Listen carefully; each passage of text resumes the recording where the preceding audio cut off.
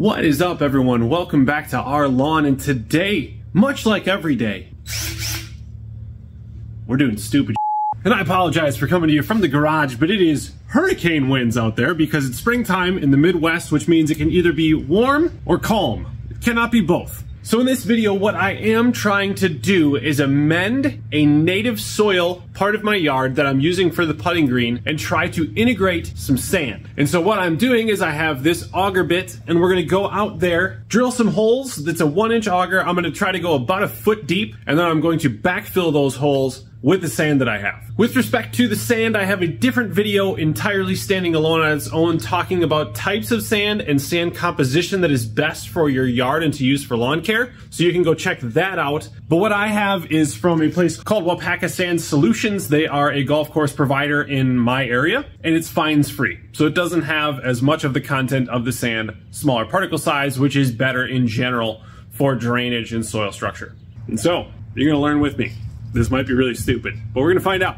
Green's cut now. Now we're gonna drill some holes. In terms of spacing and depth, no idea what's right. So we're guessing there too.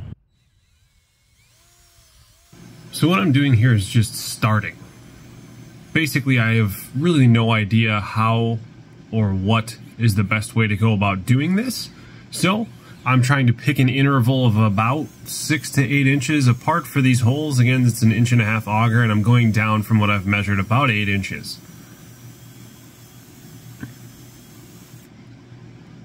And so this is all just learning experience.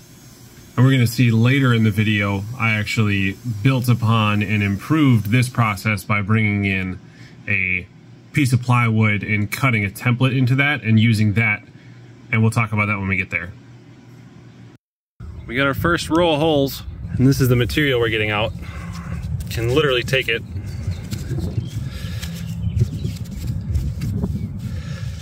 roll it into a nice little ball.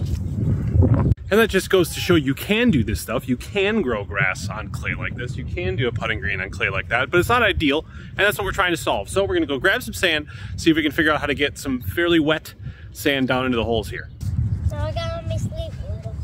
That's okay. It'll wash off. I guess doing this is better. That's gonna take you a long time though. Now if I do this. Now if I just take a handful, and it won't take long. Yeah. Yeah. See? Told ya. Yeah? Yeah. Except we got a long way to go there, yeah. A lot of sand up in there. They are pretty big holes, so I think we're gonna use up all of the sand. Well, you got a lot more in that pile, right? Yeah, of course. Are you gonna drill any more holes? Yeah, we're gonna do the whole green. Can you believe it? How? Just like this. So we have to do all of the sand from over there too? It's gonna take us a while. Yeah, it's gonna take us for the whole day. And so like I said, I built on this process over time. So this is the template. So those holes are 1.5 inches to allow my auger bit to get in there, and they're 6 inches apart on center.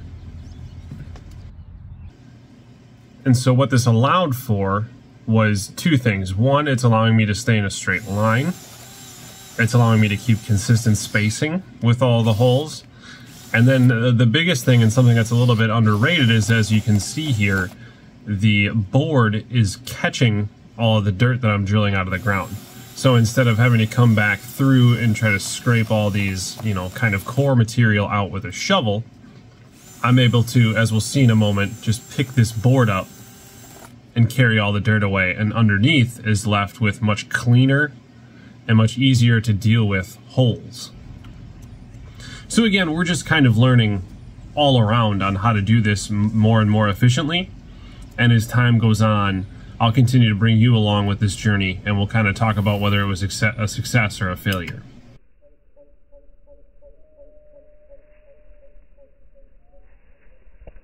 And I also got a little bit better from what you would have watched with my daughter and I in getting sand into the holes. What I'm fighting against is the sand is wet. So if it was dry, I would literally be able to just take a funnel and just pour sand into the hole and I would be done. I've also done in the past, last year, I used my manual aerator But unfortunately, that starts to just drive down spikes instead of pulling out cores, and I want to pull out the existing soil and replace it with sand. And so if conditions where the sand was drier, what I was trying to get to there is that I can sweep it around and it'll broom into the hole, and that's one way to do it. This way, I'm now coming through with the solo cup of sand with a 5-gallon bucket next to me. I'm sitting on a mat, and I have the other end of the screwdriver. I can pour sand on, pack it in, pour sand on, pack it in until the hole's filled, move to the next hole, because now I'm working in this grid off of the template, and it's still very slow going, but we're getting there. Am I helping anything?